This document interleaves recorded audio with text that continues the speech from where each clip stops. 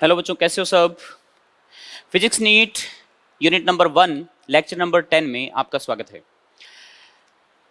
Lecture number 9 तक हमने unit dimension analysis, उससे फॉर्मूलाज कैसे डिराइव करते हैं, सारा पार्ट हमने कवर कर लिया था। काफ़ी अच्छे अच्छे क्वेश्चंस डिस्कस किए थे बेटा।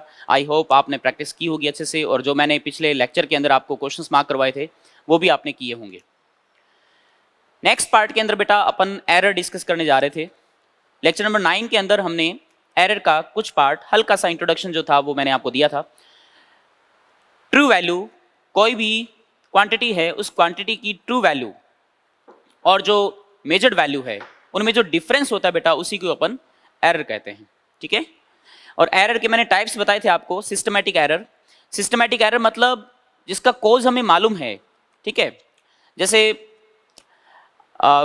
मान लीजिए आपको किसी ऑब्जेक्ट का टेम्परेचर नोट करना है, राइट। एक्चुअल टेम्परेचर क्या है उसका, आपने थर्मोमीटर यूज किया और मान लीजिए कि समर डेज के अंदर बात करें तो समर डेज में हमें मालूम है कि टेम्परेचर जो है ऑटोमेटिकली रूम का टेम्परेचर राइज हो जाता है, और उसको अगर अपन इग्नोर कर रहे हैं वहां पर तो ऑब्जेक्ट का जो एक्चुअल जो टेम्परेचर है वो टेम्परेचर आप मेजर नहीं कर पाओगे। ठीक है। तो टेम्परेचर का भी इफेक्ट पड़ जाएगा, प्रेशर का भी इफेक्ट पड़ सकता है, ह्यूमिडिटी का भी इफेक्ट पड़ सकता है बेटा। तो कई फैक्टर्स ऐसे हैं जो हमें मालूम है लेकिन हम उनको इग्नोर कर देते हैं। इसका मतलब उसका कुछ ना कुछ तो इफेक्ट पड़ेगा ना। ठीक है। उसका कुछ ना कुछ तो एरर आएगा बेटा रीडिंग के अंदर। तो जो एक्सटर्नल फैक्टर्स हैं, ये टेम्परेचर, प्रेशर, ह्यूमिडिटी, इसके अलावा और भी हो सकते हैं, तो इनके इफेक्ट के कारण एरर आ सकता है। अगर आपको वो पता है एक्चुअल में क्या है, एग्जैक्टली वैल्यू उसकी मालूम है, तो आप उस एरर को रिमूव कर सकते हो इजीली। ठीक है। जैसे मान लीजिए आपको वाटर दे रखा है, राइट, और आपसे कहे कि इस वाटर का वॉल्यूम बताइए कितना है ना। तो अगर आप उस एक्सपेरिमेंट को कोल्ड डेज में अगर परफॉर्म करोगे, ठीक है, वॉल्यूम फाइंड आउट करोगे, और एक समर डेज के अंदर वॉल्यूम फाइंड आउट करोगे, तो दोनों में डिफरेंस आएगा। क्योंकि बेटा जनरली क्या होता है, जैसे टेम्परेचर राइज होता है तो जो ऑब्जेक्ट होते हैं ना उनका वॉल्यूम जो है वो इंक्रीज हो जाता है जनरली, है ना, उनकी लेंथ बढ़ जाती है। तो जैसे आप दूध को गर्म करोगे तो बॉईल होगा तो ऑब्वियसली वो बाहर आता है ना, तो वॉल्यूम इंक्रीज हो जाता है उसका। तो टेम्परेचर के चेंज के कारण वॉल्यूम में हल्का सा, चाहे थोड़ा सा ही हो, स्लाइटली चेंज आए, लेकिन चेंज जरूर आता है। तो वॉल्यूम में चेंज आएगा, ये तो कंफर्म है। तो इसका मतलब एक्सपेरिमेंट अगर आप परफॉर्म कर रहे हो उसमें अगर आप टेम्परेचर को इग्नोर कर रहे हो, इसका मतलब एरर कंफर्म आएगा। तो कुछ फैक्टर्स हैं, उन फैक्टर्स का ध्यान रखना पड़ता है। उसके अलावा जैसे ऑब्जर्वर का इम्परफेक्शन के कारण भी एरर आ सकता है। ऑब्जर्वर मान लीजिए लेजी है, आलसी है, और वो अच्छे से परफॉर्म नहीं कर रहा है, तो उसके कारण एरर आएगा। रीडिंग को अच्छे से मेजर नहीं करेगा तो आएगा एरर। वो रीडिंग को सही से नोट डाउन नहीं करेगा, आएगा एरर। और मान लीजिए जो आपने मेजरिंग इंस्ट्रूमेंट लिया, उस इंस्ट्रूमेंट के अंदर ही गड़बड़ है पहले से ही, ठीक है, तो डेफिनेटली एरर आएगा। और अगर आपने इंस्ट्रूमेंट को देख लिया कि हाँ जी इसमें गड़बड़ है, और उस गड़बड़ को फिर आपने देखने के बाद एक्सपेरिमेंट किया है, तो आप उस गड़बड़ को, उस एरर को रिमूव कर सकते हो। जैसे यहाँ पर देखो, एक एग्जांपल लिया मैंने, एक रॉड है और ये एक स्केल दे रखा है यहाँ पर, और आपसे पूछा जाए कि रॉड की लेंथ कितनी है, लेंथ ऑफ रॉड। तो इंस्ट्रूमेंट क्या कह रहा है, इंस्ट्रूमेंट कह रहा है कि लेंथ जो है वो 5 है, 5 यूनिट है, सेंटीमीटर मान लो जो भी है। तो इंस्ट्रूमेंट के अकॉर्डिंग देखा जाए तो मेजर्ड वैल्यू जो है वो तो क्या कह रहा है, 5 यूनिट है। मतलब जो भी यूनिट है, सेंटीमीटर है, मिलीमीटर, जो भी है, तो ये मेजर्ड वैल्यू है। क्या इसकी लेंथ 5 है? नहीं है। आपको नजर आ रहा है यहाँ पर, क्योंकि स्केल जो है आगे से बेटा टूटा हुआ ही है, ये 2 से स्टार्ट हो रहा है। तो ये पता लग गया ना अपन को, ये सिस्टमैटिक एरर है। तो इसमें एरर कितने का होगा, 2 का तो आएगा ना, कंफर्म है। तो एरर यहां पर बेटा अपन को पता लग चुका है, और वो कितना एरर, 2 यूनिट का। तो इसको अपन रिमूव कर देंगे, तो फिर जो वैल्यू आएगी, जो लेंथ आएगी इसकी, वो आ जाएगी 5 - 2, मतलब 3 यूनिट। समझ गया ना बात को। तो इस वे से हमने इस एरर को रिड्यूस कर दिया, देखो रिमूव कर दिया एक तरीके से। तो ये था सिस्टमैटिक एरर। नेक्स्ट नंबर पे आता है रैंडम एरर। हाँ बेटा जी। तो रैंडम एरर जिनका कॉज एग्जैक्टली हमें मालूम नहीं होता कि वो क्यों जनरेट हुए हैं, ठीक है, एग्जैक्ट कारण नहीं पता होता। वो हो सकता है कि टेम्परेचर में वेरिएशन के कारण हुआ हो, ठीक है, एयर ब्लो के कारण हुआ हो, हवा चलने के कारण हुआ हो, ह्यूमिडिटी में अचानक कोई चेंज आ गया हो तो कारण हुआ हो, मतलब एग्जैक्टली हमें कारण नहीं पता है। जैसे कोई एक्सपेरिमेंट अगर परफॉर्म करते हैं अपन, जैसे दो बंदे एक्सपेरिमेंट परफॉर्म कर रहे हैं, सेम एक्सपेरिमेंट परफॉर्म कर रहे हैं, ठीक है, तो उनकी रीडिंग में हल्का सा फ्लक्चुएशन आ जाता है। जैसे मान लीजिए कोई गाड़ी है, वो गाड़ी चल रही है, एक पॉइंट से दूसरे पॉइंट की तरफ जा रही है, एक पॉइंट से दूसरे पॉइंट की तरफ जा रही है, और अपन से पूछा है कि बताइए गाड़ी की स्पीड कितनी है, ये आपको एक्सपेरिमेंट परफॉर्म करना है। तो ठीक है, उन दोनों पॉइंट के बीच की डिस्टेंस हमने नोट डाउन कर ली, फिर गाड़ी यहाँ से चली, हमने स्टॉप वॉच रखी, और जैसे ही गाड़ी इस पॉइंट पर पहुंची स्टॉप वॉच बंद कर दी, हमने टाइम नोट कर लिया, स्पीड कैलकुलेट की, जैसे मैंने कैलकुलेट की स्पीड, और मान लीजिए स्पीड आई 5.2 मीटर पर सेकेंड, स्पीड आ गई। फिर उसी सेम एक्सपेरिमेंट को उसी तरीके से, ठीक है, और कोई चेंज नहीं किया, जो मुझे नजर आ रहा था सेम वे से मैंने उसको वापस परफॉर्म किया, तो अब जो स्पीड थी वो 5.2 की बजाय 5.1 मीटर पर सेकंड आ रही है। ठीक है, तो कहीं ना कुछ गड़बड़ हुई, एरर आया यहाँ पर। फिर मैंने वापस एक्सपेरिमेंट परफॉर्म किया, मान लीजिए स्पीड आ गई 5.4। तो मुझे एक्चुअल में कारण नहीं पता लग रहा है यहाँ पर एग्जैक्ट कारण क्या है। ठीक है, इस एरर का फ्लक्चुएशन आ रहा है ना रीडिंग में, 5.2 आई, फिर 5.1 आई, फिर 5.4 आ गई। तो ये जो रीडिंग में जो फ्लक्चुएशन आ रहा है, इस फ्लक्चुएशन को एग्जैक्टली अपन मालूम नहीं चल पा रहा है हमें कि कारण क्या है, इसका कॉज क्या है बेटा। इसलिए अपन इसको रैंडम एरर में कंसीडर करते हैं। अब रैंडम एरर जो आ रहा है, इसको रिड्यूस कैसे किया जाए। हम चाहते हैं कि एरर कम से कम मिले हमें। ठीक है, तो रैंडम एरर को रिड्यूस कैसे करें अपन। अब जैसे आप सोचो कि आपने अगर एक्सपेरिमेंट एक ही बार परफॉर्म किया है, और मान लीजिए रीडिंग आई 5.2, ठीक है, और एक ही बार परफॉर्म किया, और मान लीजिए ट्रू वैल्यू जो थी वो 5 थी सपोज, तो डिफरेंस कितना आया, 0.2 का आया ना, डिफरेंस आ गया। लेकिन अगर आप इस एक्सपेरिमेंट को मान लीजिए एक बार और परफॉर्म करते हो, रीडिंग आपकी आई 5.1, तो 5.2 और 5.1 आई ना, तो 5.2 और 5.1 का मीन कर लें, एवरेज वैल्यू लें, मीन 5.2 प्लस 5.1 मीन बाई 2 कर देंगे, तो ये कितना आएगा बेटा, ये आ जाएगा 10.3 बाई 2। 10.3 बाई 2 करेंगे तो कितना आएगा, 5.15 आई। तो पहले जो डिफरेंस आ रहा था वो 0.2 का आ रहा था, अब डिफरेंस आ रहा है 0.15 का, तो एरर कम हुआ कि नहीं हुआ। तो अपन क्या करते हैं, अर्थमेटिक मीन ले लेते हैं, बहुत सारी रीडिंग लेंगे। तो देखो, cause of this error is not known exactly, if two person of perform experiment then their measured value different, जो measured value आई है, shows random error. So experiment is performed many times and then taking arithmetic mean average value, random error can be reduced. random error को reduce किया जा सकता है बेटा। ठीक है, तो arithmetic mean अपन यहाँ पर consider करते हैं। ठीक है बेटा, हम आगे बढ़ेंगे अब। हाँ बेटा, आगे चलें। random error, तो रैंडम एरर पर हमने डिस्कशन कर लिया था कि रैंडम एरर क्या होते हैं। ठीक है, तो जिनका कोज मालूम नहीं है अपन को, राइट, तो उन एरर्स को अपन को रिड्यूस अगर करना हो तो हम एक्सपेरिमेंट को बार बार परफॉर्म करते हैं। ठीक है, बार बार परफॉर्म करके हम जो भी फिजिकल क्वांटिटी है उस फिजिकल क्वांटिटी की एवरेज वैल्यू कंसीडर करते हैं बेटा, मीन वैल्यू। तो जैसे यहाँ पर मैंने कंसीडर किया है फिजिकल क्वांटिटी इज ए, ये फिजिकल क्वांटिटी ए है, ये कुछ भी हो सकती है बेटा, ये लेंथ हो सकती है, स्पीड हो सकती है, एक्सेलरेशन हो सकता है, फोर्स हो सकता है, कुछ भी हो सकता है। ओके, जैसे आपने एक पेन की लेंथ मेजर करनी है, ठीक है, उसको हमने फिजिकल क्वांटिटी ए से रिप्रेजेंट कर दिया बेटा। तो हमें एवरेज वैल्यू लेनी है, तो हमें एक्सपेरिमेंट को बार बार परफॉर्म करना है बेटा।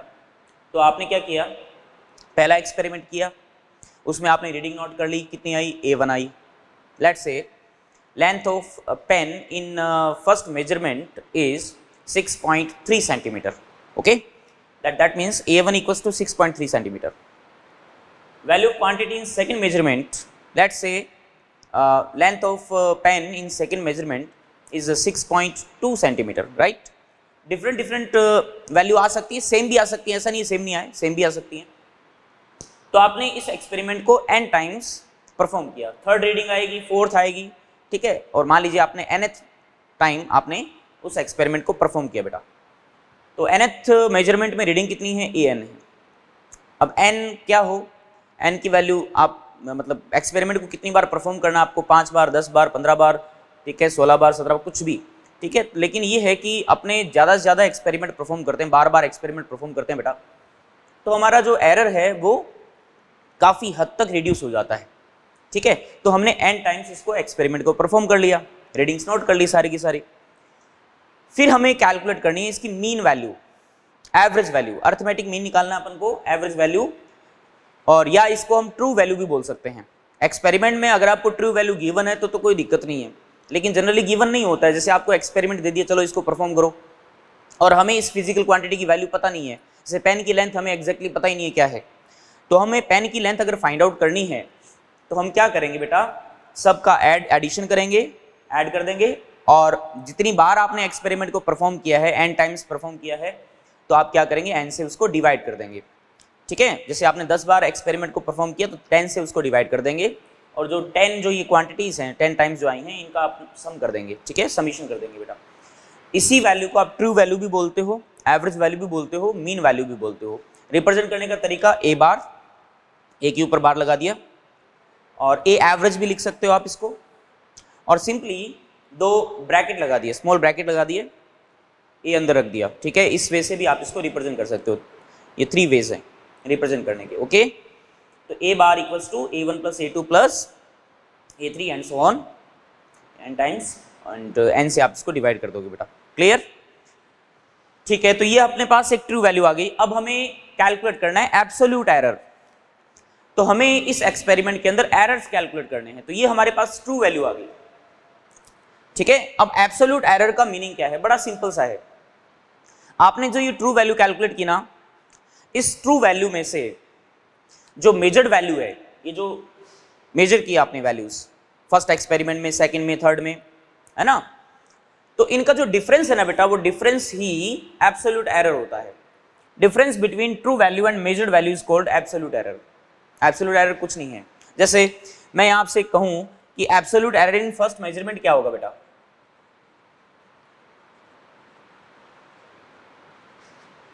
इन फर्स्ट मेजरमेंट, इसको मैं लिखूंगा डेल्टा A1। ओके, इन फर्स्ट मेजरमेंट जो एब्सोल्यूट एरर है उसको मैंने लिख दिया delta A1, and delta A1 is nothing else but A bar minus A1।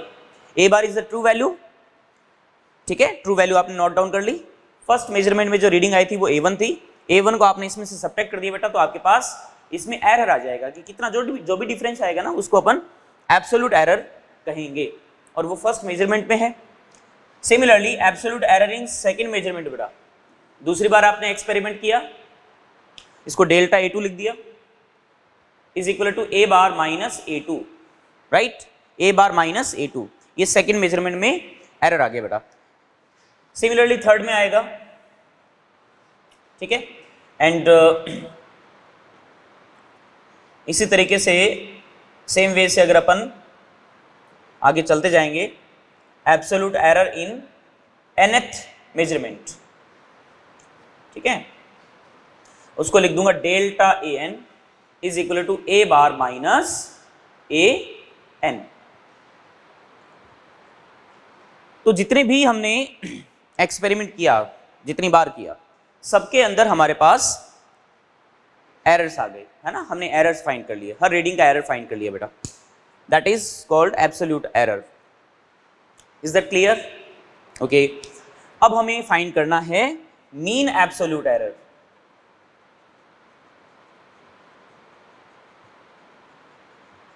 Mean absolute error delta A बार।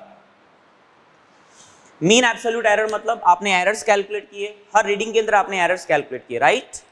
अब आप क्या करेंगे, सभी एरर्स का सम करेंगे मोड लेकर के, ये ध्यान रखना मॉड्यूलस लेना है। जैसे डेल्टा A1 दिख रहा है आपको, इसकी वैल्यू बेटा A bar minus A, A bar minus A, let say A bar is equal to 6.2 centimetre, this is A bar, right. Let's say A1 equals to 6.1 centimetre, A2 equals to 6.3 centimetre, ये readings आपने जो ली हैं। If you subtract A bar minus A1, right? A1 subtract from A bar, then we get delta A1 equals to 6.2 minus 6.1 equals to 0.1, right? Positive value. The error in first measurement is positive. Okay, no problem. But in error in second measurement, which is equal to 6.2 minus 6.3 is equal to minus 0.1, right? Error in second measurement is negative. It can be negative or positive बेटा, positive negative कुछ भी हो सकता है, absolute error, okay. लेकिन जब अपन mean absolute error find करेंगे, ठीक है, एरर्स की एवरेज वैल्यू फाइंड करेंगे, तो ये ध्यान रखिएगा आप, हमेशा आपको इनकी मॉडुलस लेना है। मतलब फर्स्ट मेजरमेंट में कितना है, 0.1 आया ना, सेकंड मेजरमेंट में कितना एरर आया, माइनस का 0.1 आया। तो आप प्लीज इसका मोड लेकर के इसके अंदर वैल्यू रखेंगे। और मीन का मतलब अपन समझ ही गए हैं, जैसे यहाँ पर मीन निकाला था आपने, ठीक है। तो जितने भी एरर्स हैं, जितने भी मेजरमेंट है हमने हमारे पास, जितनी बार हमने एक्सपेरिमेंट को परफॉर्म किया, उतना ही एरर्स होंगे ना, उन्हीं एरर्स का आप क्या करोगे, सम करोगे और उतनी टाइम से उसको डिवाइड कर दोगे। तो यहाँ पे डेल्टा ए बार की वैल्यू क्या आएगी, देखिए is equal to delta A one error in first measurement, mod लगाएंगे यहाँ पर, ठीक है, delta A two then mod, delta A three then mod. Modulus का मतलब पॉजिटिव वैल्यू लेनी है आपको, नेगेटिव है तो भी उसको पॉजिटिव रखना है अपन को, और इसको n टाइम्स बार आपने परफॉर्म किया है तो उतनी बार एरर्स आ जाएंगे, उनका सम कर देना है सबका, और n से आपको इसको डिवाइड कर देना बेटा। This is mean absolute error, ठीक है, mean value of absolute errors, ठीक है। तो आप ये सोच रहे होंगे कि मतलब ऐसा क्यों किया, मॉड्यूलस क्यों लिया बेटा। देखो, जब भी अपन एरर फाइंड करते हैं ना, तो हमको है ना, मतलब डिफ्लेक्शन पता लग जाता है। जैसे let's say the true value of pen is true value of length of pen is 6.2 centimetre, right, 6 point is the exact value, okay. In first measurement reading is 6.1 centimeter, 6.1 centimeter, deflection is 0.1, 0.1 का deflection आया इसके अंदर। Second में भी 0.1 का आया, 1 का आया, हो सकता है थर्ड में 0.2 का आए, राइट। तो जो डिफ्लेक्शंस आए हैं ना, वो चाहे नेगेटिव हो चाहे पॉजिटिव हो, अपन क्या करेंगे, सबका एडिशन करके n से डिवाइड कर देंगे, तो हमारे पास डिफ्लेक्शन की मीन वैल्यू आ जाएगी, एवरेज वैल्यू आ जाएगी। अब आपसे कोई कहे कि सेकंड रीडिंग, मान लीजिए आपने एक्सपेरिमेंट को केवल 2 बार ही परफॉर्म किया है, ओनली 2 टाइम्स, तो एक रीडिंग तो 6.1 है और दूसरी है 6.3, तो 6.1 में सब्ट्रैक्ट करोगे तो 0.1 आ गया, और 6.3 को सब्ट्रैक्ट करोगे तो माइनस का 0.1 आ गया। अब अगर यहाँ मोड नहीं लगाता, मैं मोड नहीं लगाता, तो 0.1 0.1 माइनस का 0.1, 2 बार एक्सपेरिमेंट को परफॉर्म किया तो 0.1 माइनस का 0.1, तो 0 हो जाता ऊपर, और डिवाइड बाई 2, तो एरर कितना था, 0 आता। बट ये तो गलत है ना, एरर 0 थोड़ी है, एरर तो है, रीडिंग के अंदर एरर तो है ना, तभी तो फ्लक्चुएशन आया, ठीक है। तो हम क्या करते हैं, एरर्स का नेगेटिव वैल्यू होती है ना बेटा, तो उसका मोड लेकर के, मतलब उसको पॉजिटिव बना करके देन एरर कैलकुलेट करना होता है अपन को। हम कोई भी एक्सपेरिमेंट परफॉर्म करते हैं ना, तो एक्सपेरिमेंट के अंदर हम ये चेक करते हैं कि ट्रू वैल्यू से मैक्सिमम डिफ्लेक्शन कितना हो सकता है, ठीक है। वर्स्ट से वर्स्ट केस अपन कंसीडर करते हैं कि वर्स्ट केस कितना हो सकता है, इतना हो सकता है, इससे ज्यादा तो नहीं होगा ना, ठीक है। तो उतना लिमिट लेके अपन चलते हैं कि हाँ, इसके अंदर अंदर ही वैल्यू रहेंगी, इससे बाहर वैल्यू नहीं जाएगी कभी भी। Is that clear. तो इसलिए अपन बेटा यहाँ पर मोड लेकर के इसको कंसीडर करते हैं। तो ये आपको मीन एब्सोल्यूट एरर आप फाइंड कर सकते हो इस वे से। Is that clear. अब आपको कैसे लिखना है देखो, then value of physical quantity, or I can say the representation of physical quantity, right। physical quantity को represent कैसे करोगे आप, the representation is very simple, a bar is a true value, a bar is a true value, right, 6.2, here 6.2 is a true value, the deflection for 6.2 centimetre, deflection in 6.2 centimetre, may be 0.1 0.2 कुछ भी, जो कि average value है, error की average value, right. तो इसमें deflection जो है वो दोनों साइड कंसीडर करेंगे अपन, ठीक है। ए bar plus minus delta A बार, ये इसकी ट्रू वैल्यू है बेटा, एग्जैक्ट वैल्यू कह सकते हो आप इसको, ये रिप्रेजेंटेशन है। ट्रू वैल्यू 6.2, डिफ्लेक्शन जो हो सकता है 6.2 के अंदर या ए बार के अंदर जो डिफ्लेक्शन हो सकता है वो प्लस माइनस डेल्टा ए बार है। प्लस माइनस मतलब प्लस में भी हो सकता है एरर, माइनस में भी हो सकता है उतना, ठीक है। मैं इसको रब करूं बेटा, तो फिजिकल क्वांटिटी को हम रिप्रेजेंट कैसे करेंगे, जैसे अभी मैंने बताया आपको, A bar is the true value and delta A bar is the mean absolute error. Delta A bar की वैल्यू आ गई हमारे पास, ठीक है। कैसे कैलकुलेट करना था, मोड लेकर के, और जितनी बार एक्सपेरिमेंट आपने परफॉर्म किया बेटा उससे आप उसको डिवाइड कर दोगे, तो डेल्टा ए बार आ जाएगा, ठीक है। तो फिर वैल्यू क्या होगी, फिजिकल क्वांटिटी की वैल्यू को कैसे रिप्रेजेंट करेंगे अपन, ए bar plus minus delta A bar, A bar plus minus delta A बार, मतलब ऐसे लिखेंगे, ए जो है ना वो ए bar plus minus delta A बार को रिप्रेजेंट करेगा, ठीक है। प्लस माइनस का मतलब ये हुआ कि जो ए की जो वैल्यू है ना वो वैल्यू बेटा ए बार माइनस डेल्टा, एक बार अगर आप माइनस यहां पे यूज कर लेंगे तो A bar minus delta A बार हो गया, तो उतना मिनिमम से लेकर के एक बार आप प्लस यूज कर लोगे उतना मैक्सिमम के बीच में ये वैल्यू लाई करेगी। ए की जो वैल्यू है ना वो ए बार माइनस डेल्टा ए बार और ए बार प्लस डेल्टा ए बार के बीच में कहीं ना कहीं वैल्यू जो है वो लाई करेगी, इस रेंज से बाहर नहीं जाएगी, है ना।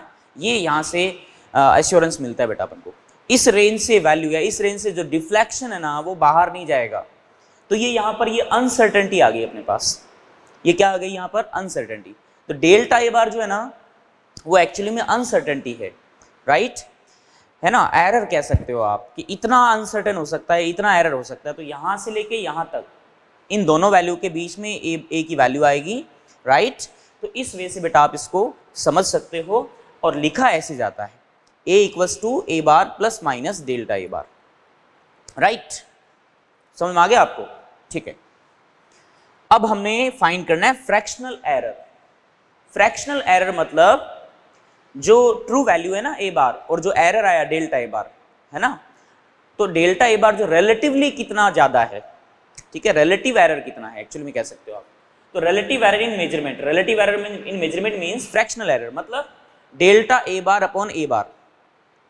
Let's say A bar is 6.2 centimetre and delta a bar let's say is 0.1 centimeter, suppose error in the measurement is 0.1, तो delta a bar 0.1 आ गया and a bar is 6.2, तो 0.1 by 6.2 is a fractional error, okay। तो fractional error बड़ा simple है, delta a bar by a bar divide कर देंगे, तो relatively देख लेंगे कि एरर कितना ज्यादा है, समझ में आई बात। परसेंटेज एरर क्या होगा, परसेंटेज निकालना आपको, तो फ्रैक्शनल एरर को 100 से मल्टीप्लाई कर दीजिए तो आपके पास परसेंटेज एरर आ जाएगा, कितना परसेंट एरर है मेजरमेंट के अंदर, 2% है कि 1% है कि 0.1% है, जो भी है, ठीक है। तो सिंपली 100 से मल्टीप्लाई करना है बेटा। तो आपको एक तो ट्रू वैल्यू निकालनी आनी चाहिए, एक एब्सोल्यूट एरर आपको पता होना चाहिए, मीन एब्सोल्यूट एरर भी आपको आना चाहिए, एंड फिजिकल क्वांटिटी फाइनली कैसे रिप्रेजेंट करेंगे आप, ए bar plus minus delta A बार, इन दोनों वैल्यू के बीच में एक बार माइनस यूज करेंगे एक बार प्लस यूज करेंगे तो इनके बीच में वैल्यू लाई करेगी, ठीक है।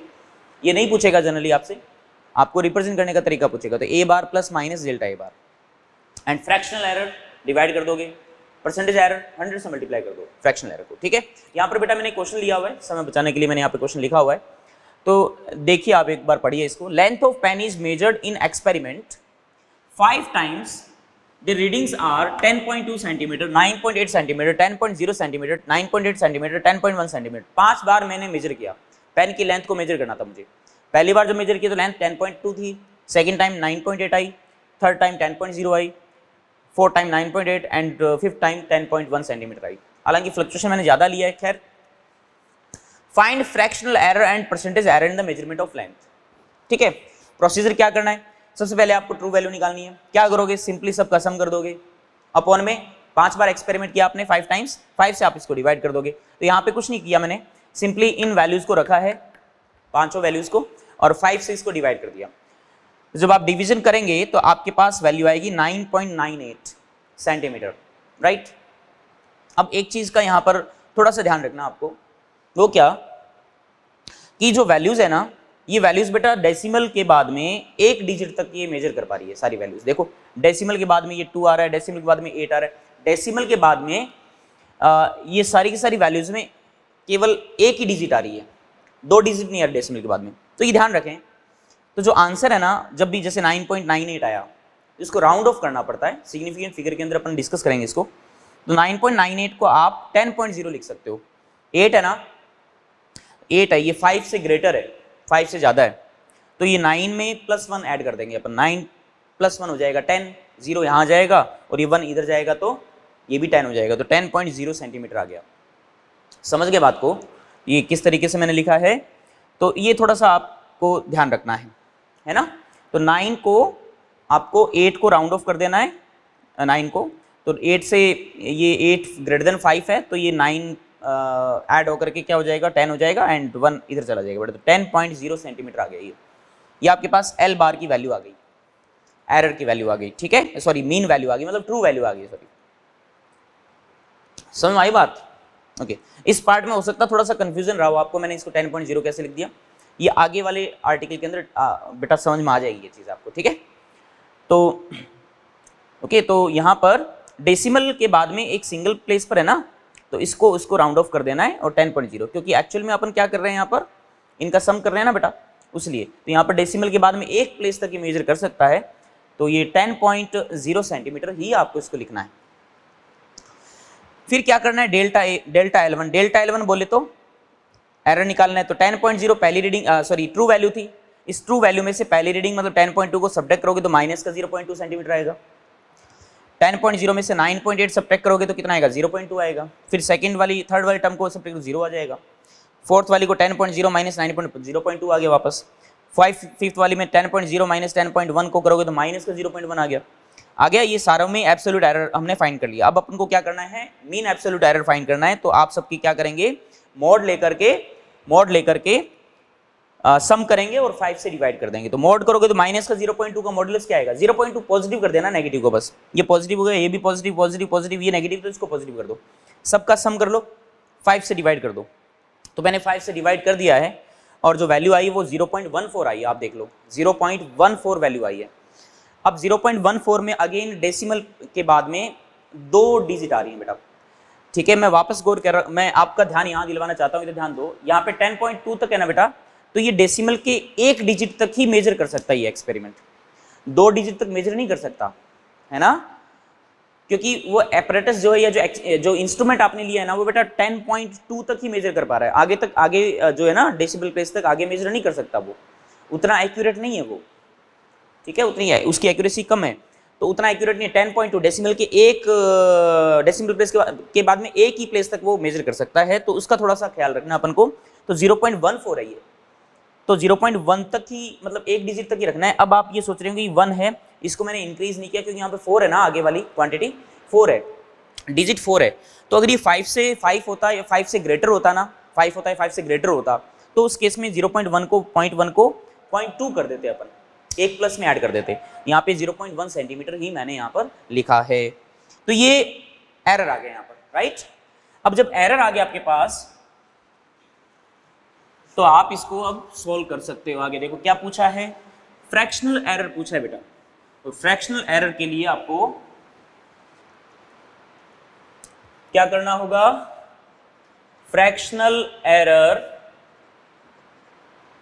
डेल्टा ए बार बाय ए बार, है ना, तो डेल्टा ए बार यहां पर मैंने डेल्टा ए बार मतलब डेल्टा एल बार लिखा है, ए बार बोले तो एल बार लिखा है, डेल्टा एल बार की वैल्यू कितनी है बोलिए 0.1 centimetre in centimetre, and L bar is 10.0 centimetre, तो 0.1 में 10.0 को अगर आप डिवाइड करेंगे तो बेटा फ्रैक्शनल एरर की वैल्यू यहां पर देखो कितनी आएगी 0.01, right, this is fractional error 0.01, is that clear, this is the fractional error 0.01, इतना फ्रैक्शनल एरर आ गया यहाँ पर, there is no unit in the fractional error, error के अंदर कोई इसमें यूनिट नहीं है बेटा। एंड परसेंटेज एरर की बात करें,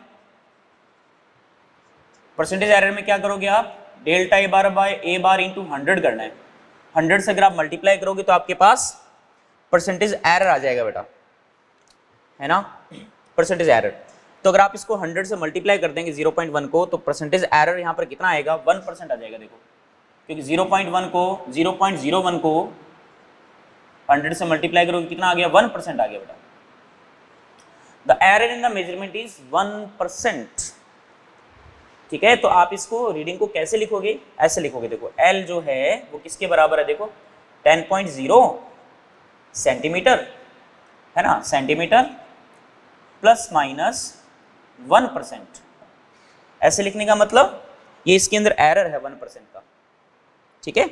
और आप इसको ऐसा भी लिख सकते हो L equals to 10.0 centimetre plus minus जो एरर आया ना 0.1, इसको ऐसे इस वे में भी आप लिख सकते हो बेटा, समझ में आ गया ना?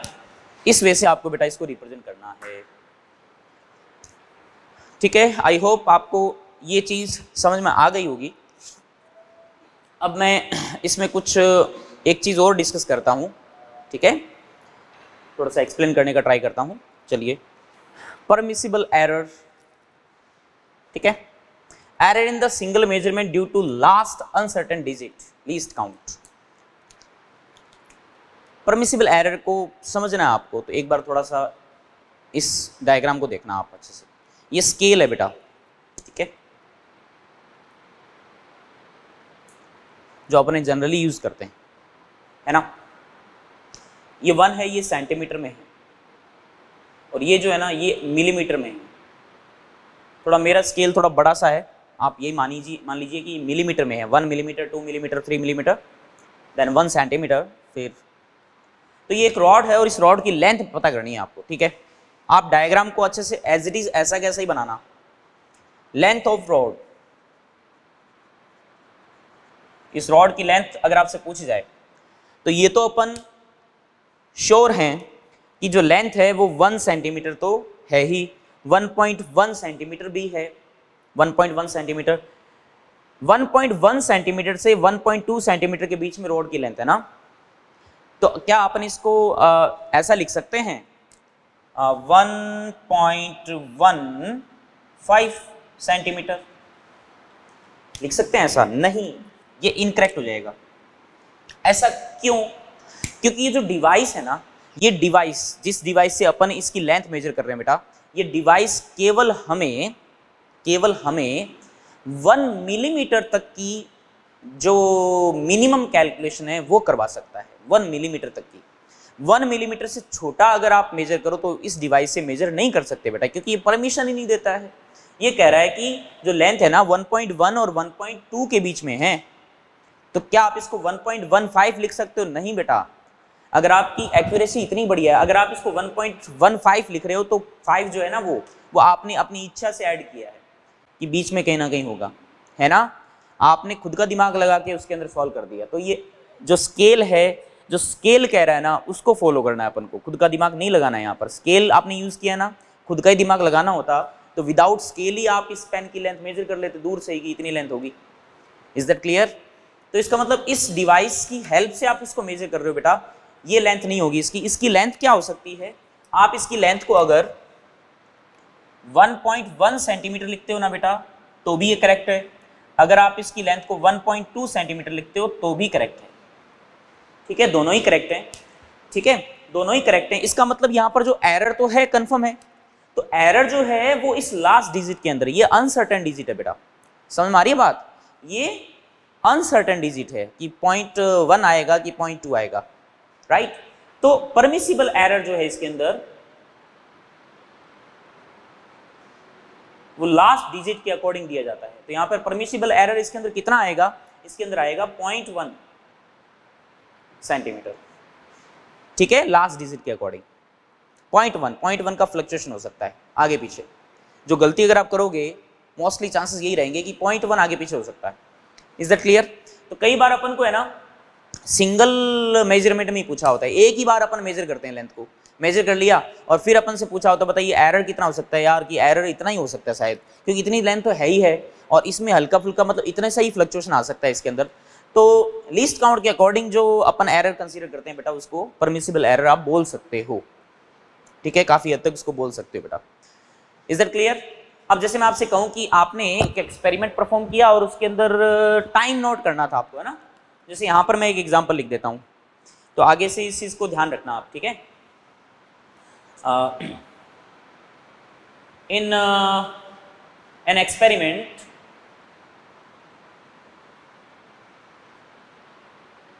Time period is capital T is equal to, let's say time is 5.21 second. Then permissible error in measurement is क्या आएगा? तो ये डेसिमल के बाद में अगर आप गौर करो तो 2 डिजिट तक ये नोट डाउन कर रहा है ना, मतलब कैलकुलेट हमें बता रहा है ये एक्सपेरिमेंट। तो 5.21 सेकेंड है, तो इसमें एरर अगर अपन कंसीडर करेंगे तो 5.21 हो सकता है या 5.22 हो सकता है। तो यहाँ पर फ्लक्चुएशन कितना हो सकता है?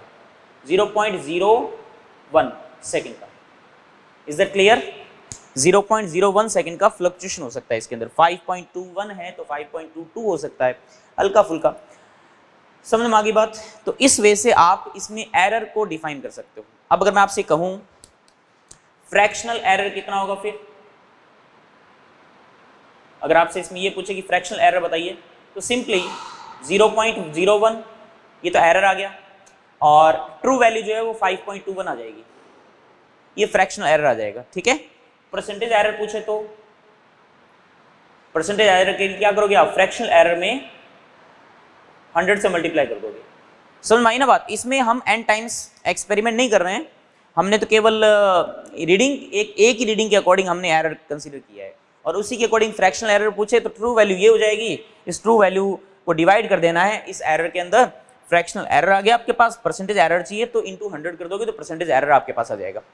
आई होप आपको समझ में आ गया होगा ये वाला पार्ट, परमिसिबल एरर वाला पार्ट। ठीक है। अब हम बेटा डिस्कस करेंगे। देखो कई बार क्या होता है, जैसे आपने मान लीजिए कि आपको किसी गाड़ी की स्पीड पता करनी है। ठीक है, स्पीड पता करनी है, तो आपने क्या किया, 2 रेफरेंस लाइन ले ली, 2 रेफरेंस लाइन ले ली, और उन रेफरेंस लाइन के बीच में गाड़ी को आपने मूव करवाया। ठीक है, कार्ट जो मूव कर रही है 2 रेफरेंस लाइन के बीच में, और हमने क्या किया फिर, जो दोनों रेफरेंस लाइन थी उन दोनों रेफरेंस लाइन के बीच की जो लेंथ थी वो मेजर कर ली, स्केल से मेजर कर ली। ठीक है, उसको नोट डाउन कर लिया, तो उसके अंदर कुछ ना कुछ एरर आएगा। फिर हमने गाड़ी को चलाया यहाँ से यहाँ तक, गाड़ी जब चलेगी तो स्टॉप वॉच हमने यूज़ कर ली, घड़ी यूज़ कर ली, वॉच यूज़ कर ली, और वॉच से हमने उसका टाइम नोट कर लिया कि कितना टाइम लगा। उस स्टॉप वॉच में भी कुछ ना कुछ एरर होगा, राइट? कुछ ना कुछ एरर जरूर होगा बेटा। तो अब आपको अगर स्पीड फाइंड करनी है तो स्पीड के लिए आप फॉर्मूला लगाओगे डिस्टेंस अपॉन टाइम। तो एरर डिस्टेंस में भी है और एरर टाइम में भी है ना? तो स्पीड जब आप कैलकुलेट करोगे तो स्पीड में भी तो कुछ ना कुछ एरर आएगा, क्योंकि दोनों क्वांटिटीज के अंदर एरर है, तो पक्का स्पीड में भी कुछ ना कुछ एरर आएगा बेटा। बात समझ रहे हो बेटा?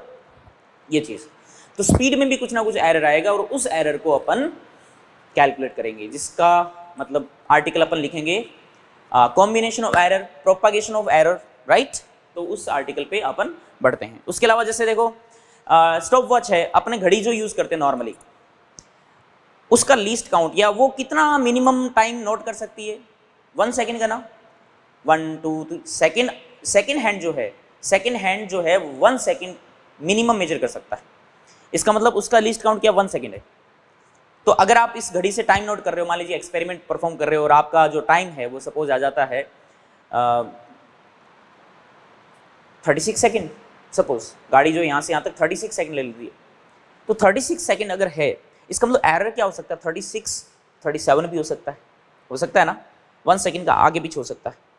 तो उसमें अनसर्टेनिटी कितनी है? 1 सेकेंड की है। ठीक है, तो जो एरर है उसको अपन अनसर्टेनिटी भी बोल सकते हैं। ठीक है, रिजोल्यूशन भी बोल सकते हैं। कितना रिजोल्यूशन है उसके अंदर? 1 सेकेंड का बेटा। Is that clear? तो ये वर्ड्स कई बार मिल जाते हैं अपन को, रिजोल्यूशन, अनसर्टेनिटी, तो ये थोड़ा सा ध्यान रखना आप, है ना? तो मैं यहाँ पर साइड में लिख देता हूँ,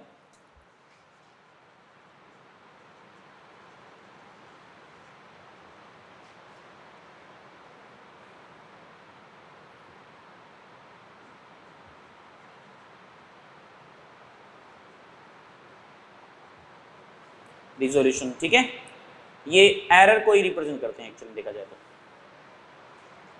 ठीक है, एरर को ही रिप्रेजेंट करते हैं, एब्सोल्यूट एरर को रिप्रेजेंट करते हैं।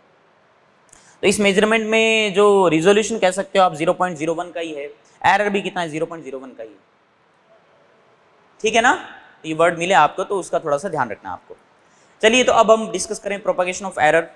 प्रोपागेशन ऑफ एरर, तो जो फॉर्मूला होता है उस फॉर्मूला के अंदर जो क्वांटिटीज अपन फिजिकल क्वांटिटीज की वैल्यू रखते हैं, तो उनके अंदर जब एरर होता है ना, तो जो रिजल्ट आता है उसके अंदर भी कुछ ना कुछ एरर आएगा। जैसे मैंने आपको बताया ही था, स्पीड निकालनी तो डिस्टेंस अपॉन टाइम, डिस्टेंस में अगर एरर है, टाइम में भी अगर एरर है, दोनों डिवाइड में है, तो इसका मतलब स्पीड में भी कुछ ना कुछ एरर होगा बेटा। तो जो कॉम्बिनेशन है ना, उस कॉम्बिनेशन के अंदर कुछ ना कुछ एरर आएगा। तो इसके कुछ टाइप्स हैं बेटा, वो डिस्कस करने हैं। फिर बाद में लास्ट में एक मेथड और बताऊंगा, उस मेथड से अपन भी और सीखेंगे। तो जैसे एडिशन सब्ट्रैक्शन आ रहा है, कोई रिलेशन ऐसा r equals to a plus B. For example आपको कह रखा है कि दो एक जैसे एक स्क्वायर या एक रेक्टेंगुलर प्लेट है, आप रेक्टेंगुलर प्लेट की लेंथ कैलकुलेट कीजिए स्केल से। तो आपने उसको मेजर कर लिया तो उसके अंदर कुछ ना कुछ एरर होगा। फिर रेक्टेंगुलर प्लेट का आपने विड्थ कैलकुलेट किया, उसकी लेंथ को मेजर कर लिया, ओके। फिर आपसे पूछा जाए कि बताइए पेरीमीटर कितना होगा रेक्टेंगुलर प्लेट का, तो लेंथ का 2 टाइम्स कर दोगे आप, विड्थ का 2 टाइम्स कर दोगे। मतलब मेन चीज क्या, आपको एडिशन करना है। तो ऐड करोगे, जैसे r बराबर a प्लस बी एक रिलेशन है, इसमें a में भी एरर है delta a, delta is the error in a, delta b is the error in b, okay. And error can be negative and positive, दोनों ही हो सकता है। फ्लक्चुएशन होता है वो इधर की तरफ भी हो सकता है, इधर की तरफ भी हो सकता है, राइट, ये हमको पता है। तो पॉजिटिव नेगेटिव हो सकते हैं, ये इधर उधर फ्लक्चुएशन होता है, याद है ना, a bar plus minus delta a bar to a bar plus minus delta a bar, and error in r is delta, right. तो अगर मैं r को लिखूं तो अब r न्यू कैलकुलेशन जब भी आप वैल्यू रखोगे तो r की जगह r प्लस माइनस डेल्टा क्यों रखा मैंने, क्योंकि r के अंदर एरर है, रिजल्ट जो आया उसके अंदर कुछ ना कुछ एरर होगा बेटा। तो r प्लस माइनस डेल्टा मैंने लिख दिया, a की जगह a plus minus delta a, क्यों, क्योंकि a की जो ट्रू वैल्यू उसमें कुछ ना कुछ तो एरर आएगा ना, वो रख देंगे। b में b plus minus delta b, b की जगह b plus minus delta b, क्योंकि उसमें भी कुछ ना कुछ एरर होगा। फिर r की जो वैल्यू थी a प्लस b, मैंने यहाँ रख दी a प्लस b, और यहाँ पर भी a b and plus minus delta a plus minus delta b as it is रख दिया। देख लो कुछ भी नहीं है यहाँ तक, एकदम सिंपल सा है। अब यहाँ से देखो तो a यहाँ से कैंसिल आउट हो जाएगा, b यहाँ से कैंसिल आउट हो गया। नेक्स्ट रिलेशन में डेल्टा r बराबर कितना आ गया, plus minus delta a plus plus minus delta b। तो प्लस माइनस को मैं बाहर ले आया और delta a plus delta b, आप प्लस माइनस को काट मत देना, ठीक है। प्लस माइनस का मतलब ये नहीं है, प्लस माइनस का मतलब ये है कि प्लस भी हो सकता है माइनस भी हो सकता है सेम टाइम के अंदर, है ना, प्लस भी हो सकता है माइनस भी हो सकता है, दोनों ही कंडीशन है। फ्लक्चुएशन है वो एक्चुअली में देखा जाए तो ए डेल्टा मतलब ए में error and delta B is the error in B. तो अपन प्लस माइनस को दोनों को बाहर ले आएंगे, तो delta A plus delta B. मैंने आपको क्या बताया कि एरर में अपन सबसे वर्स्ट केस कंसीडर करते हैं। वर्स्ट केस मतलब मैक्सिमम एरर अपन फाइंड करते हैं कि मैक्सिमम अनसर्टेनिटी कितनी हो सकती है, मैक्सिमम डिफ्लेक्शन कितना हो सकता है बेटा।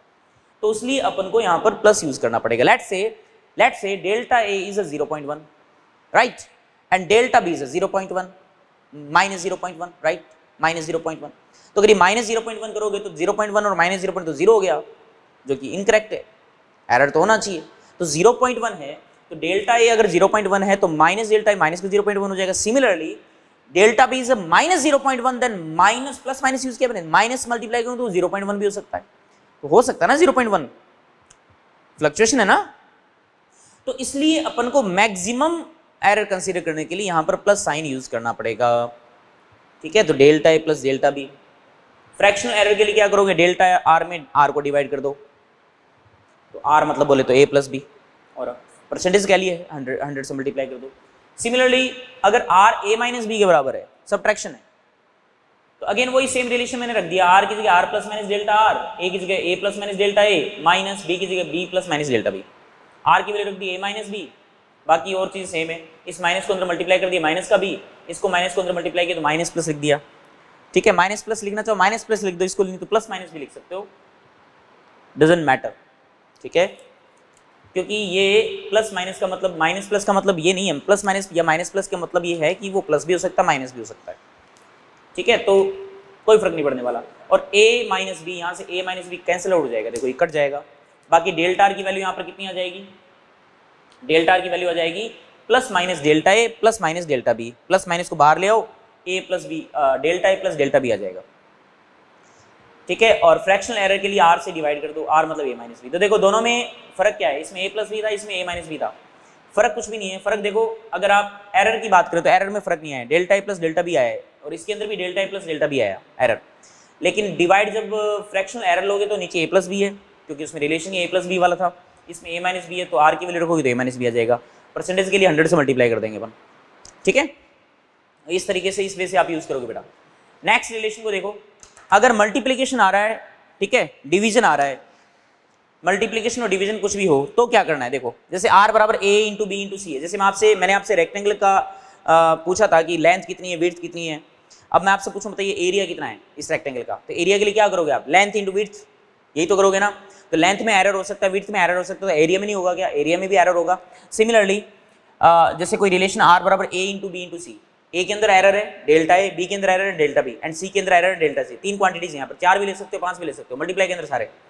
तो ध्यान रखना r के अंदर जो फ्रैक्शनल एरर आएगा delta r by r is equal to, plus minus लगा दो आगे, ए के अंदर एरर आ जाएगा वो भी fractional, delta A by A, plus B के अंदर error delta B by B, plus C के अंदर error delta C by C. Simply sum कर देना अपन को, सिंपली सम कर देना है, ठीक है। कौन से एरर को? फ्रैक्शनल एरर को। और परसेंटेज चाहिए तो क्या करोगे? इनटू 100 कर दो, इनटू 100 करोगे तो परसेंटेज एरर आ जाएगा। Is that clear? और यहां देखो r बराबर a अपॉन में b, बी सी लिखा है मैंने, तो यहां पर a अपॉन में बी सी है, बी सी डिवीजन के अंदर है बेटा, राइट। तो a to the power 1, b को ऊपर लेके जाओ तो b to the power -1, c to the power -1, right. Then delta r by r, fractional error in r is equal to plus minus bracket delta a by a। Same process है, देखो ऊपर देखो a की power 1, b की power 1, c की power 1 है, right. तीनों की पावर 1 1 1 है बेटा।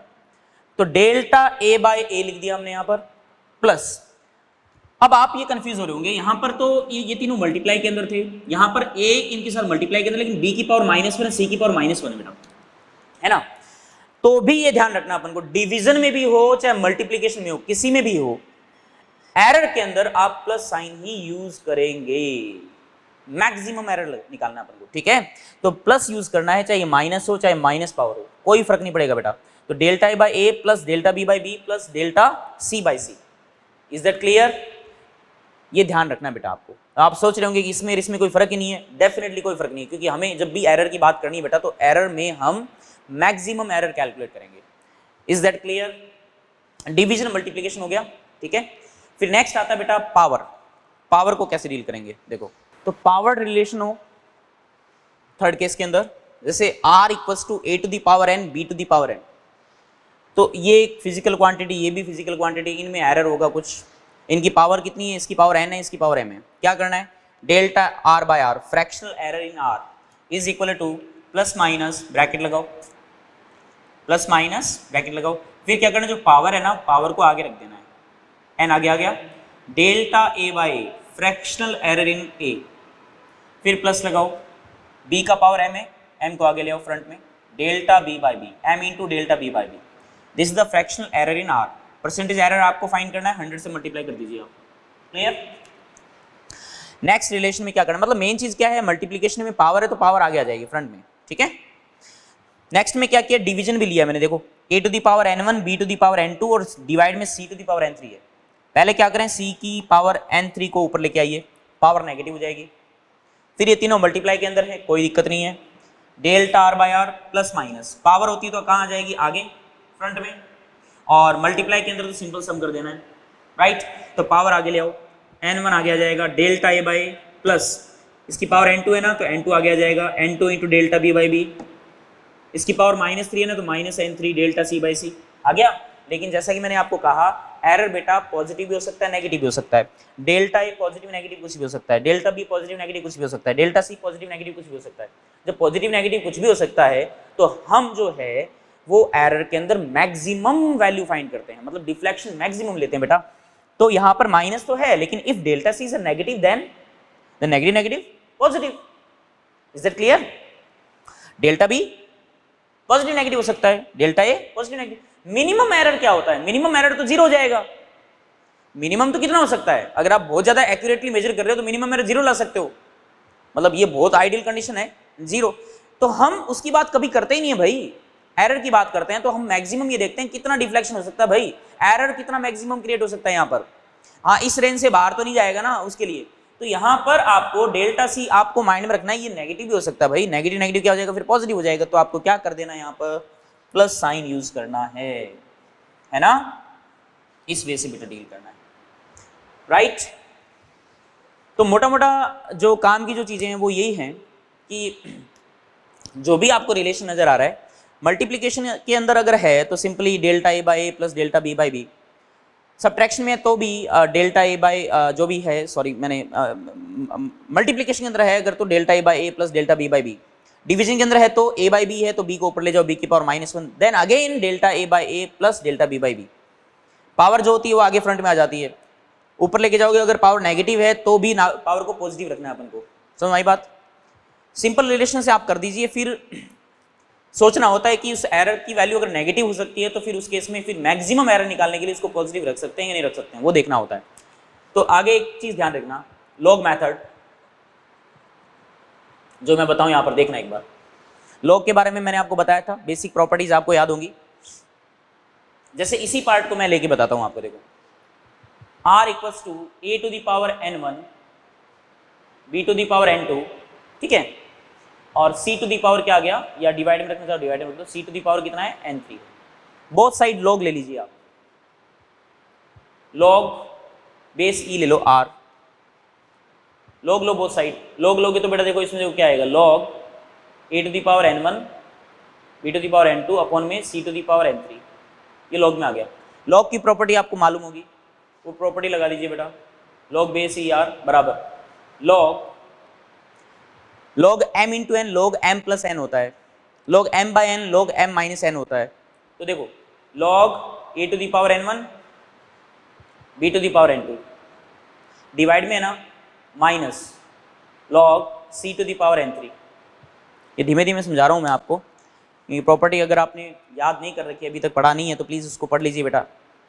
तो मैंने सेपरेट कर दिया इनको, फिर log ये दोनों मल्टीप्लाई के अंदर है ना, तो इसको लिख सकता हूँ a to the power n1 plus log b to the power n2, log m into N log m plus n होता है। देखो हो गया, ये माइनस में आ गया था यहाँ पर log c to the power n3। अब जो पावर होती है आपको पता है, पावर फ्रंट में आ जाती है log में, log r n1 आगे फ्रंट में आ जाएगा n1 log a plus n2 front में आ जाएगा बेटा n2 log b minus n3 आगे जाएगा फ्रंट में n3 log c, ये आ गया। अब इतना करने के बाद आप इस पूरी इक्वेशन का डिफरेंशिएशन कर दीजिए, थोड़ा ओड लगेगा आपको लेकिन अपन को इसका डिफरेंशिएशन करना है। तो log r का r के रेस्पेक्ट में कर दो तो कितना आएगा 1/r कर दो, आ गया। जैसे x log x का क्या होता है 1/x होता है ना डिफरेंशिएशन, सिमिलरली log r का 1/r। और फिर 1/r लिखने के बाद में इसके मल्टीप्लाई में ये जो क्वांटिटी अंदर यूज कर रहे हैं ना उसको डेल्टा के साथ यूज करके रख दो। मेरे कहने का मतलब ये है यहाँ पर मल्टीप्लाई के अंदर लिख देना डेल्टा r बाय r। अब से आगे फ्रंट में चलते हैं, देखो n1 log a है, n1 तो कांस्टेंट है मल्टीप्लाई में रहेगा, log a है तो log a का a के रेस्पेक्ट में आ जाएगा 1/a, कितना है 1/a, और a जो है ना ब्रैकेट के अंदर उसको लिख देंगे डेल्टा a बाय a, समझ रहे हो। आगे चलते हैं, प्लस n2 log b का 1/b एंड मल्टीप्लाई में डेल्टा b, तो डेल्टा b बाय b, ठीक है ऐसे। फिर आगे माइनस n3 log c का 1/c और इंटू में क्या आ जाएगा डेल्टा c बाय c, ठीक है, यहां तक कर लिया देखो हमने। अब अगेन वही सेम चीज, delta c can be negative positive, maximum value आ सकती है उस केस के अंदर, तो ये प्लस हो जाएगा साइन, तो ये एरर आ गया बेटा। तो लॉग मेथड से इस वे से अपन इस तरीके से अपन डील कर सकते हैं बेटा, इसमें कोई दिक्कत नहीं आएगी आपको, ठीक है। तो बहुत ही सिंपल सा केस है। तो ये था आपका लॉग मेथड। अब से मैं यहाँ पर एक दो एग्जांपल देता हूँ, जैसे प्लस माइनस वाले पार्ट को भी कैसे करें वो भी मैं बताता हूँ। देखो एडिशन सब्ट्रैक्शन को, उसको भी देख लेना आप।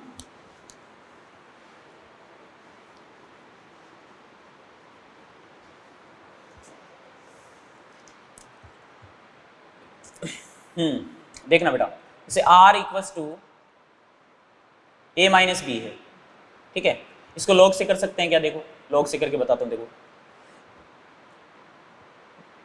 फ्रैक्शनल एरर फाइंड करना है इसमें, ठीक है।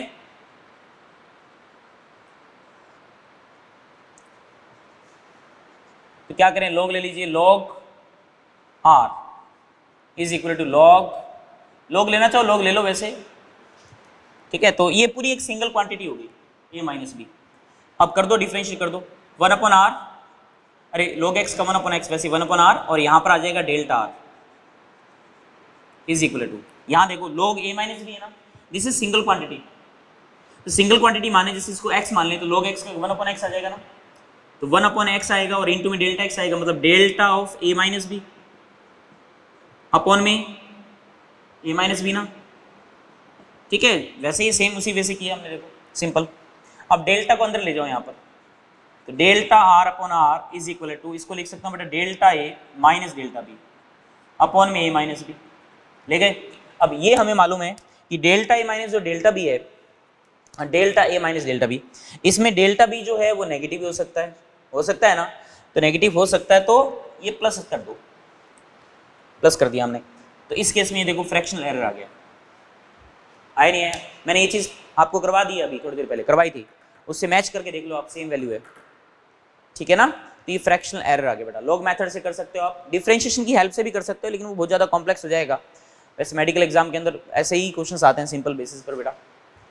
तो हमने फिलहाल अभी तक प्रोपागेशन ऑफ एरर वाले पार्ट को कवर कर लिया है, समझ लिया है हमने कि किस तरीके से हमें एरर कैलकुलेट करना है, फ्रैक्शनल एरर कैसे कैलकुलेट किया जाता है, ठीक है, परसेंटेज एरर कैसे कैलकुलेट किया जाता है, एक्सपेरिमेंट मेजरमेंट्स दे रखे हो तो किस तरीके से डील करना है वो भी हमें मालूम चल चुका है, ठीक है। और बाकी मल्टीप्लिकेशन के अंदर, डिवीजन के अंदर पावर्ड अगर है तो फिर किस तरीके से डील करना हमें, वो भी हमने मोटा मोटा यहाँ पर सीख लिया है। अब बेटा मैं कुछ एग्जांपल्स लूँगा, एग्जांपल को डिस्कस करते हैं हम। हाँ बेटा, तो length and width of a rectangle are, एक रेक्टेंगल है उसकी लेंथ दे रखी है 8.2 plus minus 0.1 centimetre and width दे रखी है आपको 2.4 प्लस माइनस 0.1 सेंटीमीटर। तो इसका मतलब ये लेंथ है 8.2 और इसमें एरर है 0.1 का, ये विड्थ है 2.4 और एरर है इसमें 0.1 का। Find area of rectangle in error limit, error limit के अंदर एरिया को आपको लिखना है, जैसे एरिया प्लस माइनस में एरर कितना, वो वाला पार्ट लिखना है अपन को, ठीक है। तो एरिया आप जानते हो लेंथ इंटू विड्थ होता है, इसमें कोई दिक्कत नहीं है अपन को। तो बेटा लेंथ एक्चुअली में 8.2 है और विड्थ है 2.4, तो इनको मल्टीप्लाई कर देंगे तो हमारे पास एरिया आ जाएगा, वो आएगा 19.68, ठीक है। इसमें मेरे हिसाब से कोई दिक्कत नहीं होगी आपको, 19.68 है ना। अब बेटा इसमें मैंने इसको राउंड ऑफ कर दिया है और ये वाली वैल्यू लिखी है मैंने। अब ये कहाँ से आएगी, आप सिग्निफिकेंट फिगर जब पढ़ोगे ना तब आपको ये चीज़ समझ में आएगी कि मैंने इसको कैसे लिखा है यहाँ पर, ठीक है। तो आप एक बार है ना अपने माइंड में 19.68 लेके चलो, इसको ऐसा मत लिखना अभी, है ना, यही लेके चलना अभी। अब हमें एरर फाइंड करना है, तो अपन को पता है दोनों मल्टीप्लीकेशन के अंदर है, तो बड़ा सिंपल है, delta A by A equals to delta L by L plus delta W by W, दोनों मल्टीप्लाई के अंदर है ना एल एंड डब्ल्यू, तो delta L by L plus delta W by W, simple. अब डेल्टा एल की value हमें पता है 0.1 है और एल की वैल्यू 8.2 रख दी मैंने, डेल्टा डब्ल्यू की वैल्यू 0.1 और डब्ल्यू की वैल्यू 2.4 ये भी रख दी, और ए की जो वैल्यू है 19.68, इसको मैं इधर ले जाकर के मल्टीप्लाई कर दूंगा इसके साथ, इसको सॉल्व करूंगा। तो सॉल्व करने के बाद डेल्टा ए की वैल्यू आ रही है हमारे पास 1.06 सेंटीमीटर स्क्वायर, ये डेल्टा ए की वैल्यू आ गई, मतलब ए के अंदर एरर आ गया बेटा। अब इसको भी मैंने 1.1 सेंटीमीटर लिखा है, ये 6 को +1 कर दिया 0 के अंदर, तो 1.1 सेंटीमीटर लिखा है। ये भी सिग्निफिकेंट फिगर जब आप पढ़ोगे तो वो चीज़ आप समझ जाओगे बाद में, ठीक है। लेकिन आपको अगर कोई डाउट है यहाँ तक तो आप कोई दिक्कत नहीं, आप इसी को कंसीडर कर लो अभी तक, ठीक है। ये वाला कंसीडर कर लीजिए, ये एरर आ गया और इसके अंदर वैल्यू ये आई है हमारे पास। तो आप इसको कैसे लिखोगे, ए को लिखते हैं ना ए bar plus minus delta A बार, वही सेम तरीका है। ए बार मतलब इसकी जो ट्रू वैल्यू है, ये ट्रू वैल्यू, इसकी बजाय आप ये वाला रख सकते हो, ये वाली value plus minus delta A bar, delta A कितना बेटा 1.1 है, समझ गए, या ये वैल्यू रख दो यहाँ पर। तो अभी आप अगर आपको ये समझ में नहीं आया तो ये आगे आप समझ जाओगे, ये वाला पार्ट बड़ा आसान सा है। तो मतलब हमें इस आर्टिकल के अंदर ये सीखना है कि एरर कैसे कैलकुलेट करना है, बाकी बात की बात है, ठीक है। तो एरर हमने यहाँ पर L इंटू डब्ल्यू था, तो फ्रैक्शनल एरर निकालने में कोई हिचकिचाहट नहीं हुई हमें, delta L by L plus delta W by W, और डेल्टा ए चाहिए तो ए को मल्टीप्लाई कर दो, जो ए आपने कैलकुलेट किया उसको मल्टीप्लाई कर दीजिए, आपके पास डेल्टा ए की वैल्यू आ जाएगी बेटा। अब जैसे नेक्स्ट क्वेश्चन है यहाँ पर, percentage error in the radius of sphere is 2%, sphere की रेडियस में 2% एरर है, मतलब वो परसेंटेज एरर है। Find maximum percentage error in the surface area and the volume of the sphere, ठीक है। तो एक बात बताइए, सरफेस एरिया जो होता है उसको मैं ए लिखूं, ए बराबर 4πr² होता है स्फीयर के लिए, 4π इज ए कांस्टेंट, कांस्टेंट अगर मल्टीप्लाई के अंदर हो तो कांस्टेंट के अंदर कोई एरर है नहीं, तो उसको अपन कंसीडर नहीं करेंगे यहाँ पर। तो कांस्टेंट अगर मल्टीप्लाई के अंदर या डिवीजन के अंदर आए ना तो उसको रिमूव कर दिया करो। मतलब मैं आपसे कहूँ कि ये पावर है यहाँ पर, r की पावर 2 है, तो अगर आपसे कोई फ्रैक्शनल एरर पूछे ए के अंदर तो डेल्टा ए बाय ए ये लिखोगे बराबर 4 पाई कांस्टेंट है उसको उड़ा दो, उसका कोई यूज नहीं आएगा यहाँ पर। r की पावर 2 है ना, तो 2 डेल्टा r बाय r आ गया, सिंपल। ठीक है, एकदम सिंपल है। अगर आप log भी लोगे ना तो log a बराबर log 4 pi plus log r square, फिर डिफरेंशिएट करते हो तो log 4 pi is constant, constant का डिफरेंशिएशन कितना हो जाएगा, 0 हो जाएगा, तो 4 पाई नहीं आएगा ना। हाँ, तो ये कांस्टेंट अगर मल्टीप्लाई के अंदर और डिवीजन के अंदर तो वो उनका डिफरेंशिएशन 0 हो जाएगा, तो वो नहीं आएंगे इसके अंदर। तो इस वाले पार्ट को हटा दो, केवल r स्क्वायर बचा, r स्क्वायर का 2 जो है वो आगे आ जाएगा फ्रंट के अंदर। अब अगर आप इसको 100 से मल्टीप्लाई कर दो यहाँ पर भी और यहाँ पर भी 100 से मल्टीप्लाई कर दो, तो एक चीज देखो आप जरा गौर से, आपको रेडियस में परसेंटेज एरर दे रखा है, कितना है 2%। इसका मतलब आपको delta r by r into 100 की वैल्यू दे रखी है, जो कि कितनी है 2% है यहाँ पर। तो एरिया में परसेंटेज एरर कितना है बेटा, delta a by a into 100 is equal to 2 into, and this the value of this quantity is a 2% into 2, then we get 4%. Okay, the percentage error in the surface area of sphere is 4%. Similarly, volume of sphere is 4 by 3 pi r cube. Again 4 by 3 pi is a constant. We cannot include this quantity in the error. Okay, then delta v by v is equal to 3 power 3 आ गया जाएगा front में, delta r by r into 100 कर दीजिए, into 100 कर दीजिए। We have delta r by r into 100 is equals to 2%। Okay, then percentage error in volume delta v by v into 100 is equal to 3 into 2 which is equal to 6%। Okay, the percentage error in the volume of sphere is 6%। Simple है ना, काफी simple question बेटा। Next question देखना, ये भी काफी easy है। In relation y equals to 4a square b cube upon c square, percentage error in A is a 2% and percentage error in B is 1% and percentage error in the C is 1%. Find the percentage error in Y. मतलब आपको Y में percentage error पूछा है, मतलब आपको maximum percentage error ही find करना है यहाँ पर। ठीक है, तो चलो करते हैं। ये रिलेशन अच्छे से देख लो आप। तो Y को मैं लिख दूंगा यहाँ पर 4a square b cube c की पावर -2 है ना। फिर मैंने आपको तरीका बताया ही था, आप लोग लेना चाहो लोग ले लो, तो डायरेक्ट भी कर सकते हो आप। 4 तो कांस्टेंट हट जाएगा, a स्क्वायर है ना, तो पावर 2 आगे आ जाएगी, डेल्टा a बाई a लिख दिया, फिर प्लस लगा देना है।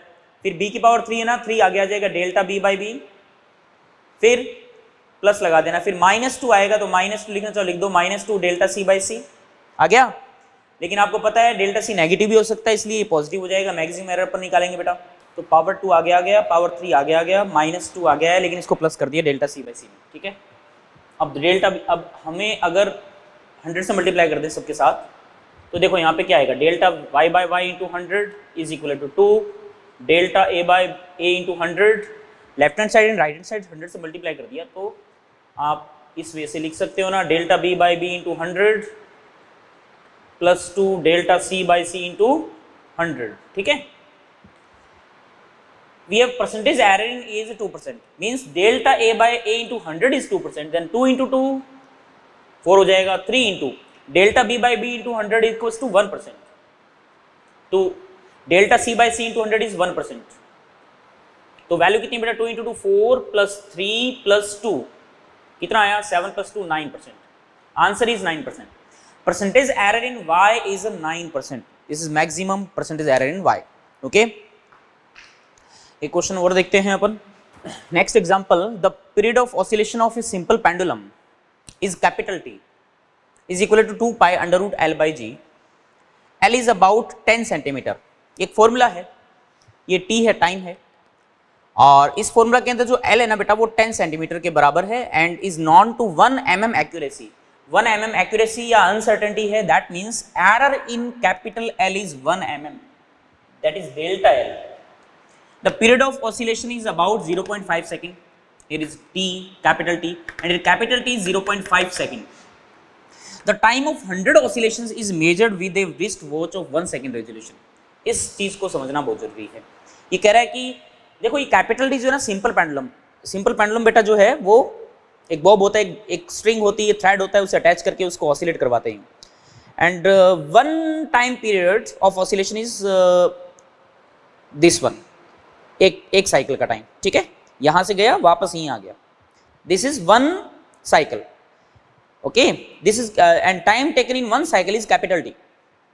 Capital T is a time period for one cycle. Okay, and your capital T is 0.5 second. But we are going to measure the time for 100 oscillation. 1, 2, 3. Okay, there are 100 oscillations, and the time is noted by the wrist watch of 1 second resolution. आप wrist watch से उसका time note कर रहे हो, और जिसका resolution जो 1 second है, 1 सेकंड रेजोल्यूशन मतलब एरर जो है टाइम के अंदर वो 1 सेकंड का है. What is the accuracy of G? G के अंदर आपसे पूछा है एरर कितना होगा. ओके, तो चलिए इसका कॉन्सेप्ट क्या है, इस लॉजिक को अपन समझते हैं बेटा. ध्यान से देखना. क्या आप जी की वैल्यू यहां से कैलकुलेट कर सकते हो? डेफिनेटली कैलकुलेट कर सकते हैं अपन. जी इज इक्वल टू स्क्वायरिंग कर दो. स्क्वायरिंग कर दोगे तो टी स्क्वायर बराबर 4 pi square L by G आ जाएगा, and G is equal to कितना आ गया बेटा? 4 pi square L by T square.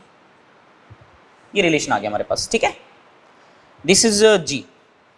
और जो स्मॉल टी टाइम जो है वो 100 ऑसिलेशन का टाइम है, मतलब 100 इंटू कैपिटल टी है. जो टोटल टाइम है ना वो 100 इंटू कैपिटल टी है. Then we have capital T equals to small T by 100. ये वाली वैल्यू मैं यहां रख दूंगा इसके अंदर. यहां रखेंगे बेटा, देखो कितनी वैल्यू होगी. G equals to 4 pi square L upon capital T square, and capital T square is small T square by 100 का square. 4 pi square 100 square are constants. तो अगर आपको परसेंटेज एरर या फ्रैक्शनल एरर चाहिए तो delta G by G is equal to, ये तो नहीं आएंगे, कांस्टेंट तो नहीं आएंगे, तो आगे क्या आएगा? Delta L by L. समझ गए? टी स्क्वायर का आप ऊपर ले जाइए तो टी की पावर -2 आ गया. -2 आगे आ जाएगा डेल्टा टी बाई टी. लेकिन आपको पता है delta T can be negative, तो ये प्लस कर देना है यहां पर. ठीक है, then we have delta G by G is equal to delta L by L plus 2 delta T by T, and T is equal to 100 capital T. T is 100 capital T, right. ये देखो fractional error आ गया, 100 से multiply कर दो तो percentage error आ जाएगा. तो यहाँ पे डेल्टा एल क्या है? डेल्टा एल है 1 mm, मतलब 0.1 सेंटीमीटर. एल कितना है? 10 सेंटीमीटर. रख देना इसमें. डेल्टा टी क्या है? डेल्टा टी है जो टोटल टाइम है ना ऑसिलेशन में, वो किससे मेजर कर रहे हैं? रिस्ट वॉच से, जिसका रेजोल्यूशन कितना 1 सेकंड का है. तो यहाँ पर रख देंगे delta T is 1 second, and small T is equal to 100 into capital T, and capital T is 0.5. 0.5 into 100 मतलब 50. तो ये 50 आ गया पूरा, और ये 2 इंटू 1 आ गया. तो इसकी वैल्यू रखने के बाद आप बेटा डेल्टा जी बाई जी की वैल्यू फाइंड कर सकते हो. और डेल्टा जी की वैल्यू फाइंड करनी तो आपको क्या करना पड़ेगा? जी से मल्टीप्लाई करने का. और जी की वैल्यू फाइंड करने के लिए आपको क्या करना पड़ेगा? अगर आपसे जी की वैल्यू पूछे, केवल जी की वैल्यू कितनी है, तो वो आप इस फॉर्मूला से कैलकुलेट कर सकते हो. 4 पाई स्क्वायर, एल की वैल्यू 10 सेंटीमीटर है ना, तो मीटर में कन्वर्ट कर दो चाहो तो. ठीक है, 10 into 10 to the power -2 metre में हो जाएगा, है ना. ये मीटर में हो गया. और अपॉन में कैपिटल टी कितना है? कैपिटल टी है 0.5 का स्क्वायर. तो ये वैल्यू जी की आ जाएगी डायरेक्ट. ये जी की वैल्यू यहाँ रख दोगे तो जी से मल्टीप्लाई कर दोगे, डेल्टा जी की वैल्यू भी आप फाइंड कर सकते हो. तो आपके पास फाइनली डेल्टा जी की वैल्यू आ जाएगी बेटा. समझ में आई बात? नेक्स्ट देखना इधर.